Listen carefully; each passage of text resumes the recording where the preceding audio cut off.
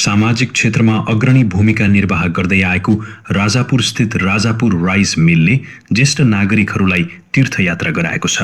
राजापुरमा रहेको स्वस्तिक धामको सहजीकरणमा 61 देखि 71 वर्ष उमेर समूहका 81 जना आमा बुबाहरूलाई प्रसिद्ध धार्मिक स्थल स्वर्गद्वारीको दर्शन गराइएको हो।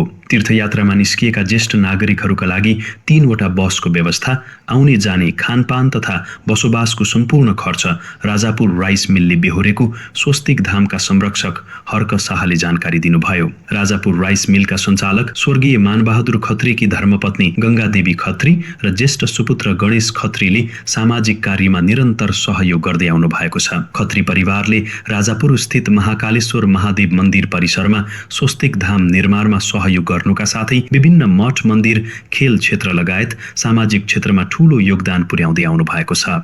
यसका साथै उहाँहरूले राजापुर स्थित अमर शहीद बहुमुखी क्याम्पसको स्थापना कालमा समेत ठूलो सहयोग पुर्याउनु भएको थियो। व्यापारसँगै समाज सेवालाई जोड दिँदै आएको खत्री परिवारको यस परोपकारी कार्यको स्थानीय स्तरमा व्यापक प्रशंसा हुने गरेको छ।